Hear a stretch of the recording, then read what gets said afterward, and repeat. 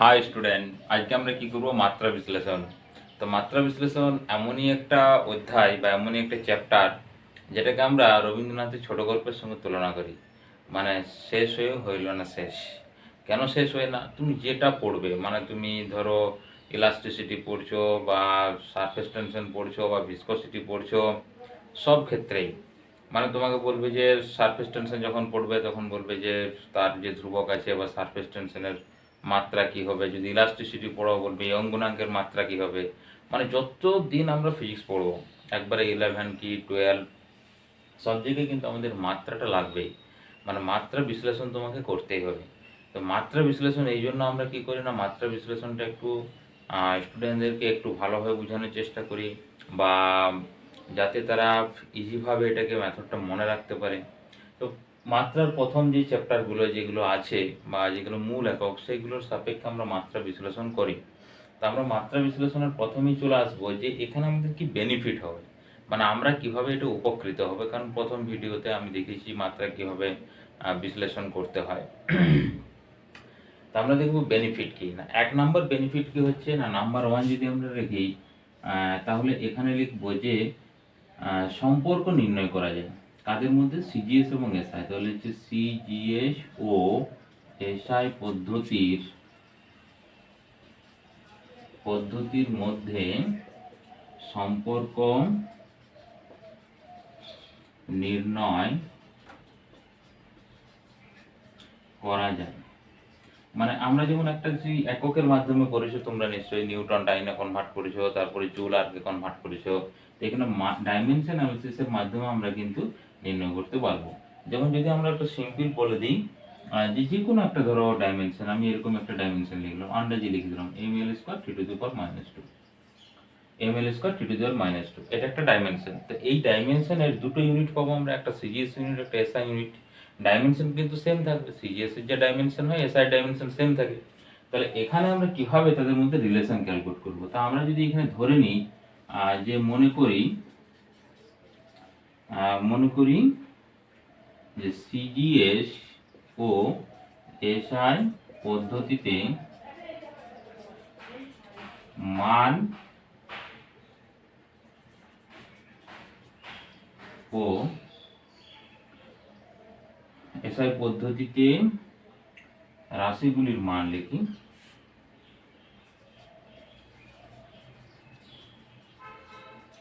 রাশিগুলির মান এবং আচ্ছা, তো আমরা রাশিগুলির মান ধরে নিচ্ছি যে প্রথমটাকে আমি ধরে নিচ্ছি m1, মানে সিজিএস যেটা আছে, হ্যাঁ, যথাক্রমে মান যথাক্রমে, তাহলে লিখে দিই মান যথাক্রমে হচ্ছে তোমার m1, তারপরে এল আছে, তাহলে l1 ধরো, আর টি আছে মানে t1 ধরো, ছোট t1। আর নেক্সটটা কি হবে, এবং এটাকে 2 ধরবো, তাহলে হচ্ছে m2, l2 আর t2। এগুলো হচ্ছে এদের মান। এবং মাল্টিপ্লাই ফ্যাক্টর বা যে গুণকটা, এবং গুণক হলো যথাক্রমে n1 ও n2। এই দুটো গুণক, মানে গুণকগুলো হচ্ছে n1 n2, এর সঙ্গে n1 গুণ আছে, ওর সঙ্গে n2 গুণ আছে। এটা হচ্ছে আমাদের সংখ্যাগুলো, যে ভ্যালুটা কত বের হবে। তাহলে আমরা এখানে কি লিখতে পারবো ডাইমেনশন অ্যানালিসিসের মাধ্যমে, না বাম দিক left side right side equal হবে। তার মানে এখানে দেখো আমরা লিখছি n1 m1 l1 t1, মানে সিজিএসটা ইকুয়াল টু, এখানে লিখতে পারবো n2 m2 l2 t2। এখন যদি আমরা ভ্যালু পুট করে দিই, দেখো m1 এর ভ্যালু কত হবে না m1, আচ্ছা তাহলে এটা ডিভাইডেড করে দিই আগে, তারপর ভ্যালু পুট করব। তাহলে n1 বাই n2 বার করছি, সমান আসবে, ওদিকে চলে যাবে m2 বাই m1, এটা একটা হলো। তারপর আসবে কত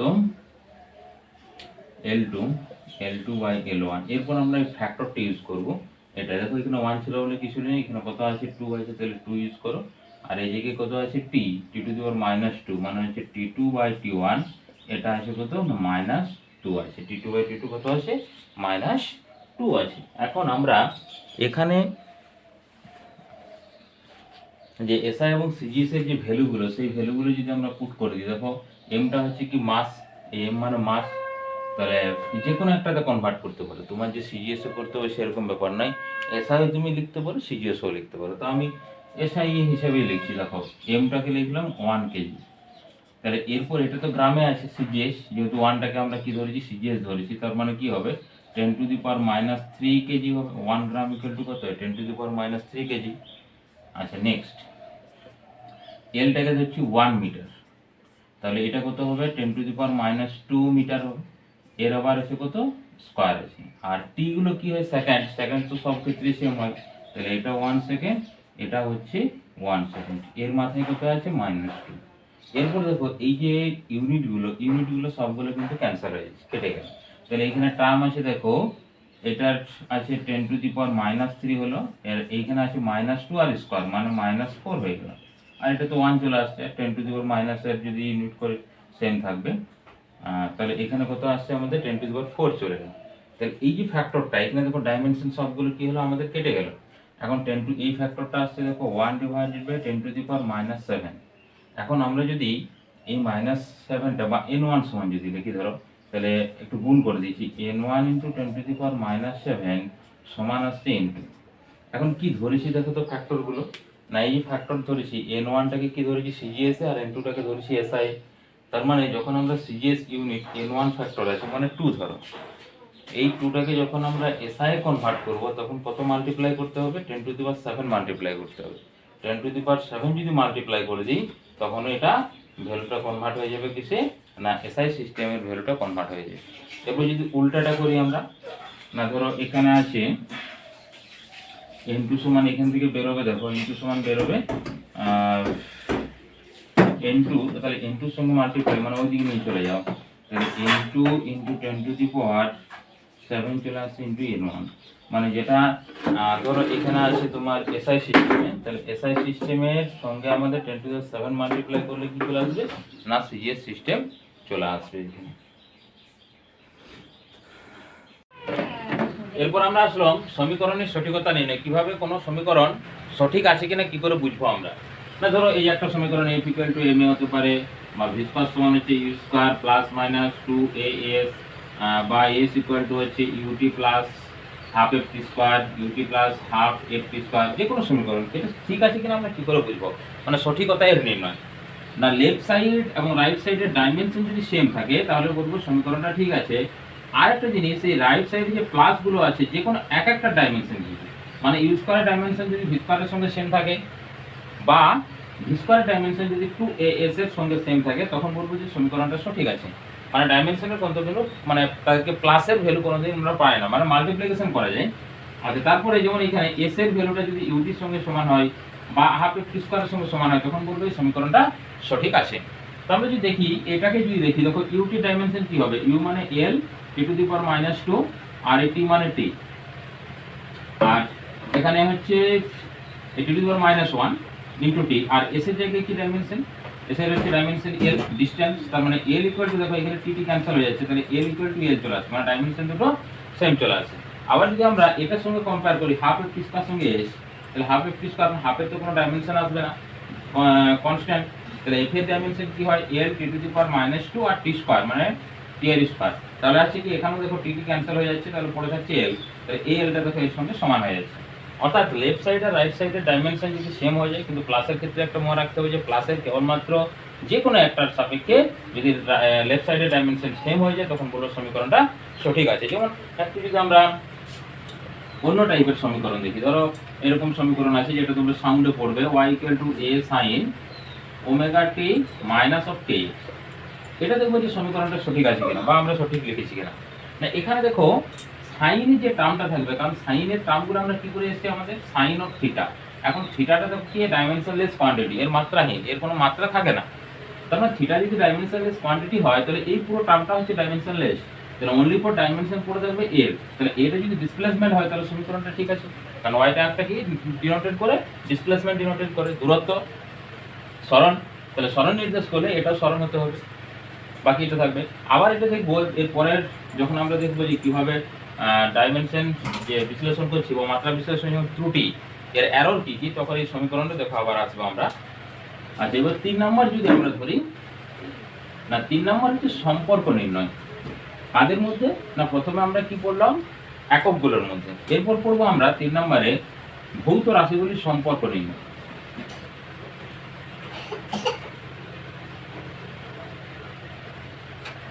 ভৌত রাশিগুলির সম্পর্ক নির্ণয় মানে ধরো কোনো বল, এই বলটা ধরো তোমার আর ভি টি বা আবার অনেক কিছু ভৌত রাশি আছে, তাদের উপর নির্ভর করছে। কিভাবে নির্ভর করবে, মানে সমানুপাতিক না ব্যস্তানুপাতিক না স্কোয়ার টার্মের সঙ্গে ইকুয়াল না স্কোয়ার টার্মের সঙ্গে ব্যস্তানুপাতিক, এইগুলো যখন আমরা নির্ণয় করব বা রুটের সঙ্গে না কি, তার ক্ষেত্রে আমরা ডাইমেনশন অ্যানালাইসিস থেকে কিন্তু করতে পারি। যেমন যদি আমরা ধরি একটা সমীকরণ ধরছি আমরা এফ ইকুয়াল টু ফোর্স। আচ্ছা ফোর্স না ধরো, ওটা আবার ফোর্সের ক্ষেত্রে হ্যাঁ এখানে একটা অসুবিধা আছে কি, ত্রুটির ক্ষেত্রে সেখানে আসবো আমরা। যে কনস্ট্যান্টগুলোর মাত্রা থাকবে সেই কনস্ট্যান্ট যুক্ত কোনো যখন আমরা সমীকরণ বা কনস্ট্যান্ট যুক্ত কোনো সমীকরণের ভৌত রাশি, সমীকরণের মধ্যে যে ভৌত রাশি, তার কিন্তু ডিরেক্ট এই মেথড আমরা নির্ণয় করতে পারবো না।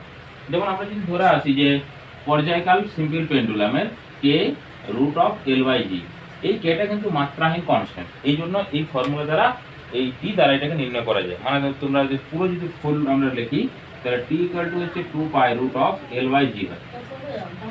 দেখো এখানে কত আছে 2 পাই, 2 পাইটা হচ্ছে কি এর মাত্রা, ডাইমেনশনলেস কোয়ান্টিটি, মাত্রাহীন। তো এটা যদি মাত্রাহীন হয় তাহলে এটাকে কে ধরতে পারি, এর ক্ষেত্রে নির্ণয় করতে পারবো। তাহলে যে রুট এল বাই জি আছে, এটা ধরো আমি জানি না যে রুটের ভিতরে আছে, তাহলে এরপর আমি কি করব না টি ইকুয়াল টু সিম্পল আমরা লিখবো যে কে এল ইনটু জি। এরপর টি ইকুয়াল টু কে, এল মানে এল, এটা ধরে নিচ্ছি যে এর পাওয়ার এক্স আছে, এক্স এর সঙ্গে ইকুয়াল, আর জি হচ্ছে এল টি টু দি পাওয়ার -2, এটাকে ধরে নিচ্ছি ওয়াই এর সঙ্গে ইকুয়াল। এখন এই দিকটা টি, বাকি টার্মগুলো কত আছে মানে এম এল গুলো M to the power 0, L to the power 0 আর টি আছে, equal to K L to the power X, আর এই জায়গায় দেখো এখানে একটা এল টু দি পাওয়ার ওয়াই আছে, সেটা গুণ করলে পাওয়ার যোগ হয়ে গেল, আর এখানে কত আছে T to the power -2 into Y. এখন যদি আমরা লেফট সাইড আর রাইট সাইডের ডাইমেনশনটা ইকুয়াল করে দিই, তাহলে দেখো এক্স ওয়াই এর ভ্যালু পেয়ে যাবো আমরা। তাহলে এখানে আসছে কত, এক্স প্লাস ওয়াই সমান আসছে 0, এই যে 0 এলটা, আর -2y ইকুয়াল টু আসছে কত, টি এর ভ্যালু এখানে কত আছে ডাইমেনশন কিছু নেই মানে 1 আছে, তার মানে এখানে y সমান কি পাচ্ছি -1/2, আর y সমান যদি -1/2 এখানে পুট করে দিই, তাহলে আমরা এই যে ভ্যালুটা আছে সেই ভ্যালুটা আমরা পেয়ে যাব। কার ভ্যালু পেয়ে যাব, x এর ভ্যালু পেয়ে যাব এখানে। তাহলে x ইকুয়াল টু যদি পুট করে দিই, x ইকুয়াল টু আসছে, ওদিকে নিয়ে গেলে আবার প্লাস হাফ চলে আসছে, এখানে -1/2 বসালাম, যদি ওদিকে নিয়ে যে প্লাস হাফ। এরপর তুমি এই ভ্যালুগুলো পুট করে দাও x আর y এর, মানে এখানে যেটা আমরা ধরেছি যে কত টার্মের সঙ্গে ইকুয়াল, বা এখান থেকে তুমি এটা দিয়ে রাখতে পারো x y। তাহলে এখানে দেখো আসছে t equal to k l to the power, এটা স্মল এ লিখি, l to the power x মানে হাফ হচ্ছে, আর আছে কত g টু দি পাওয়ার, এটা -1/2 আছে, তার মানে -1/2 মানে নিচে চলে আসছে k, তাহলে রুটের ভিতরে হচ্ছে কত l ডিভাইডেড বাই g চলে আসছে, যেটা নিচে নেমে যাচ্ছে। তার মানে দেখো এই পদ্ধতিতে কিন্তু আমরা কোনো ভৌত রাশির সম্পর্ক নির্ণয় করতে পারছি, কিন্তু মনে রাখতে হবে কে-টা যদি মাত্রাহীন হয় তাহলে সম্ভব, না হলে কে এর মাত্রা তোমাকে নির্ণয় করতে হবে, তাহলে সম্ভব। যেমন আমরা যদি সেরকম টাইপের একটা দেখি, ধরো ভিসকাস ফোর্স, যেটাকে আমরা এর মেথডে পড়ি, স্টোকসের ফর্মুলা তোমরা পড়বে সারফেস টেনশনে, F ইকুয়াল টু হচ্ছে 6 পাই ইটা আর ভি, একটা সম্পর্ক 6 পাই ইটা আর ভি। তাহলে এখান থেকে এই ইটাটা কিন্তু একটা ডাইমেনশন আছে, এটাকে আমরা বার করব এখান থেকে F equal to eta A dv by dx. তার মানে এখানে ইটা সমান আসছে এফ ডিএক্স ডিভাইডেড বাই হচ্ছে এ ইন্টু ডিভি। আচ্ছা, তার মানে এফ এর ভ্যালু কত আসবে M L T to the power -2, dx মানে এল। হ্যাঁ, ডিফারেন্সিয়েশনের ক্ষেত্রে ডাইমেনশনে কোনো চেঞ্জ হয় না, মানে এক্স এর যে ডাইমেনশন এই ডিএক্স মানও তার ডাইমেনশন তো সেম আসবে, a মানে হচ্ছে l স্কয়ার আর v মানে হচ্ছে l টি টু দি পাওয়ার কত আসবে -1। তাহলে এখানে যদি আমরা একটু কাটাকাটি করি তাহলে আসবে l মানে l স্কয়ার, মানে এটা কেটে যাচ্ছে, টিটা উপরে গেলে প্লাস হবে, একটা টি থাকবে, তার মানে m l to the power -1, এই lটা উপরে চলে গেল, আর টি টু দি পাওয়ার এখানে থাকছে কত -1, এটা প্লাস হবে আর 2টা কেটে যাবে। তাহলে এটা আমরা এটার ডাইমেনশন পেয়ে গেছি। বাকিগুলো জানি r আর v। তাহলে এখানে f সমান আবার m l p to the power -2 equal to 6 পাই তো আমরা k লিখে দিচ্ছি। তাহলে এটার জায়গায় লিখব m l to the power -1 p to the power -2, এই যে -2 নয় -1 ইনটু x। l এর জায়গাতে এই এটা r মানে হচ্ছে রেডিয়াস মানে l, এটা y লিখছি, আর ভিটা হচ্ছে n p to the power -1, এটাকে লিখছি আমরা z। এটা আমরা পেয়ে গেলাম। এরপর যদি আমরা ইকুয়াল করি, সলভ করি, l p to the power -2 equal to, দেখো m কতগুলো আছে, একটা আছে নিশ্চয় আর নেই, তার মানে x হলো। l কত আছে দেখো -1 আর x মানে -x। এখানে l হচ্ছে y মানে প্লাস y, এখানে l হচ্ছে z মানে প্লাস z হলো। এরপর হচ্ছে t, দেখো t এর এখানে আছে -x আসছে, এখানে আছে -z। তারপরে যদি কম্পেয়ার করি, এরপর দেখো m আছে, তার মানে x এর ভ্যালু 1 চলে আসছে, x ইকুয়াল টু 1। l মানে হচ্ছে তোমার -x plus y plus z equal to 1, কারণ এর মাথায় 1, আর এটা আসবে -x minus z equal to -2। তাহলে এখানে যদি x এর ভ্যালু 1 পুট করে দিই আমরা, এই যে এখান থেকে, তাহলে x ইকুয়াল টু 1, যদি ওইদিকে যে প্লাস আসছে তার মানে -z ইকুয়াল টু আসছে -1, মানে মাইনাস কেটে z ও 1 চলে আসছে, z 1 চলে গেল। এরপর z যদি 1 আসে, যদি এখানে পরে x -1 আর z হচ্ছে +1, মানে এই দুটো কেটে গেল, দুটো ইকুয়াল, মানে y ইকুয়াল টু কত আসছে, y ইকুয়াল টু 1 আসছে। তাহলে তিনটে 1 আসছে, তাহলে তিনটে কিরকম ভাবে থাকবে, f ইকুয়াল টু, এই যে এটাকে কিন্তু 6 পাইটা আমরা কিন্তু বার করতে পারবো না, এটা কিন্তু ত্রুটি, ইকুয়াল টু k হিসাবে থাকবে এটা আর v, কারণ তিনটে মানে x y z তিনটার মান সমান। তার মানে দেখো, যখন আমাদের কোনো সমীকরণের ডাইমেনশন থাকবে ধ্রুবকের, তার ক্ষেত্রে কিন্তু সেই ধ্রুবকটার ডাইমেনশনটা তোমাকে জানতে হবে, তাছাড়া কিন্তু এই মেথডে আমরা নির্ণয় করতে পারবো না। এরপর যদি ত্রুটিগুলোতে আসি, যে মাত্রা বিশ্লেষণের আমরা ত্রুটি কি কি পেলাম না, প্রথম নম্বর ত্রুটি আসবে মাত্রা বিশ্লেষণে, যখন আমরা সম্পর্ক নির্ণয় করেছিলাম তার ক্ষেত্রে দেখা না এসআই এবং সিজিএস, যে সমস্ত ভৌত রাশিগুলো মাত্রাহীন রাশির সঙ্গে যুক্ত, তাদের সম্পর্ক আমরা নির্ণয় করতে পারবো না, মানে এসআই সিজিএস এ কীভাবে কনভার্ট করবো সেটা কিন্তু আমরা পারবো না তাদের ক্ষেত্রে। বা তাদের ক্ষেত্রে যদিও আমরা পারি, কারণ তার যদি কিছু কিছু আছে যেগুলো মাত্রা উপরে মাত্রা নিচের মাত্রা সেম থাকবে, তাদের ক্ষেত্রে পেরে গেলাম। নেক্সট যদি দেখি, আমরা যেটা দেখলাম যে সমীকরণের সঠিকতা, সমীকরণের সঠিকতাটা আমরা একবারে ক্লিয়ারলি কিন্তু নির্ণয় করতে পারবো, তার ক্ষেত্রে কোনো এরর আসবে না। নাম্বার 3টাতে সবচেয়ে বেশি এরর আসবে, মানে যেখানে যে সমস্ত ভৌত রাশিগুলো যারা মাত্রাযুক্ত কোনো ধ্রুবকের সঙ্গে যুক্ত, তাদের ক্ষেত্রে কিন্তু আমরা ওই পদ্ধতি অবলম্বন করে সমীকরণের ভৌত রাশিগুলি কীভাবে সম্পর্কযুক্ত সেটা কিন্তু নির্ণয় করতে পারবো না। আরেকটা অসুবিধা হবে, যেখানে আমরা বলেছি যে যেগুলো হচ্ছে মাত্রাহীন, তাদের মধ্যে ধ্রুবক বাদ দিয়েও আর কিছু ট্রাম আছে, যেমন ধ্রুবক বাদ দিয়ে ট্রাম বলতে বলতে y ইকুয়াল টু আছে a sign of omega t, মানে বা তোমরা যে সমীকরণ আপাতত পড়েছো তার ক্ষেত্রে ওয়ার্ক ডান ইকুয়াল টু, দেখো ওয়ার্ক ডান ইকুয়াল টু দেখো এই দুটো তুমি পেয়ে, মানে এই দুটো তুমি ক্যালকুলেট করতে পারবে, এফ আর এস এদের ডাইমেনশন আছে, বাট এখানে দেখো যে cos থিটা আছে, এটা তো ডাইমেনশন লেস কোয়ান্টিটি, তাহলে এর আমরা কিভাবে ক্যালকুলেট করব না, যে এরকম থাকতে পারে তো সমীকরণটা, না fs divided by cos theta হতে পারে, তাহলে এটা উপরে হবে না নিচে হবে এটা কিন্তু আমরা বলতে পারবো না, তাহলে এই সবগুলোর ক্ষেত্রে কিন্তু ত্রুটি আসছে।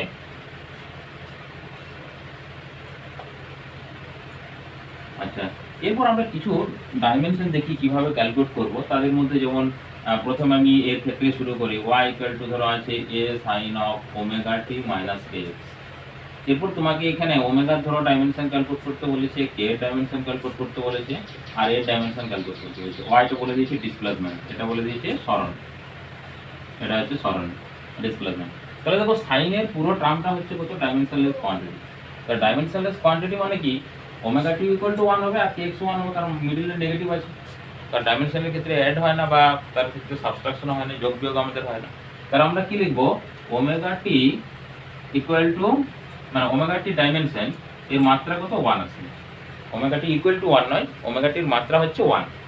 তাহলে এখানে ওমেগা সমান কত আসছে 1/t, বা ওমেগা সমান আসছে t টু দি পাওয়ার -1, এটি চলে এলো ওর মাত্রা। এরপর যদি কে দেখি, এটাও সেম, kx এর কত হবে, ডাইমেনশন 1 হবে, তার মানে k ইকুয়াল টু কত আসবে 1/x, তার মানে k ইকুয়াল টু আসবে l টু দি পাওয়ার -1, আমরা k এরও ডাইমেনশন পেয়ে গেলাম। এরপর যদি a দেখি, না এটা যদি সরণ হয় ডিসপ্লেসমেন্ট তাহলে l হবে, তাহলে অবশ্যই এটাকে l হতে হবে, নাহলে সমীকরণটা আমাদের সঠিক থাকবে না, মানে লেফট সাইড রাইট সাইডের ডাইমেনশন। তার মানে এর ডাইমেনশন কি আসছে, না এর ডাইমেনশন অবশ্যই চলে আসছে এখানে l, এর ডাইমেনশন আসছে কত এল। আবার যদি একটু জটিলের দিকে যাই, যেমন ডিফারেন্সিয়েশনের এই যে সমীকরণে, এই সমীকরণ নিশ্চয়ই তোমরা শিখেছো বা পাবে, তোমরা 11-এ পাবে। A divided by V square into V minus B, V minus B, এটা ভি হবে, ইকুয়াল টু হচ্ছে R3, মানে যেগুলো আমাদের বাস্তব গ্যাস তাদের সমীকরণ। আদর্শ গ্যাসের সমীকরণ তো কেবি সমান এনআরটি হবে। আচ্ছা, বা 1 মোলের ক্ষেত্রে, এটা 1 মোলের ক্ষেত্রে আমি করেছি। তাহলে এখানে ধরো তোমাকে এ আর বি এর ডাইমেনশন ক্যালকুলেট করতে বলেছি, এ ডাইমেনশন ক্যালকুলেট করতে বলেছি, বি এর ডাইমেনশন ক্যালকুলেট করতে বলেছি। এখানে আমরা কিভাবে সলভ করবো না, এর ডাইমেনশন দেখো পি আর ভি, এদের ডাইমেনশনটা পি এর dimension A by V square ডাইমেনশনে সেম হবে, কারণ এটা কি আছে, অ্যাড করা আছে, যোগ করা আছে। তাহলে পি ইকুয়াল টু আমরা লিখতে পারবো এ বাই ভি স্কয়ার, মানে P equal to A by V square means হচ্ছে পি এর dimension equal to A by V এর ডাইমেনশন, বা ওইরকম ভাবে লিখবে তোমরা, তাহলে সুবিধা হবে। পি এর মাত্রা লিখবে, পি এর মাত্রা সমান হচ্ছে এ বাই ভি স্কয়ার এর মাত্রা। তাহলে পি ইকুয়াল টু, পি এর মাত্রা কত হবে, পি ইকুয়াল টু হচ্ছে চাপ। তাহলে পি চাপ হলে M L to the power -1 T to the power -2, নিচে হচ্ছে এল স্কয়ার, তাহলে উপরে গেলে -1 চলে আসবে। এটা পেলাম আমরা পি এর ডাইমেনশন ইকুয়াল টু এ। আচ্ছা, ভিটাকে তাহলে এখানে গুণ করে দাও ইনটু ভি। ভি মানে কি, এই যে ভিটা আছে, ভিটা হচ্ছে ভলিউম। তাহলে ভিটা যদি ভলিউম হয়, তাহলে ভি ভলিউম হলে তার ক্ষেত্রে কত আসবে, এল কিউ আসবে, এল কিউ আর একবার স্কয়ার আছে, মানে এল টু দি পাওয়ার 6 হয়ে গেল, ইকুয়াল টু কত আসছে, এ। তার মানে এখানে আসছে তোমার একটা এল কাটবে, মানে M L to the power 5 to the power -2 হচ্ছে এর ডাইমেনশন। এবং ডাইমেনশনের ক্ষেত্রে যে আমরা থার্ড ব্র্যাকেট রাখি, সেই প্রসেসটাও মেইনটেইন করতে হবে। আবার V minus B, V minus B যদি হয়, তাহলে ভি এর ডাইমেনশন কত আসবে, ভি এর মাত্রা সমান হচ্ছে বি এর মাত্রা। তাহলে ভি মানে L cube, L cube equal to, তাহলে বি এর মাত্রা কত আসছে, এল কিউব। এটা থার্ড ব্র্যাকেট দিয়ে লিখতে পারো, তার মানে এটা কত আসছে, বি এর মাত্রা আসছে L cube, L cube equal to চলে এলো ডি। এইভাবে এগুলো আমরা ক্যালকুলেট করবো। তো এইভাবে আমরা বিভিন্ন কতগুলো তাহলে এখানে প্র্যাকটিস আমরা করে নিতে পারি। দেখা যাক, প্র্যাকটিসে চলে আসছি আমরা।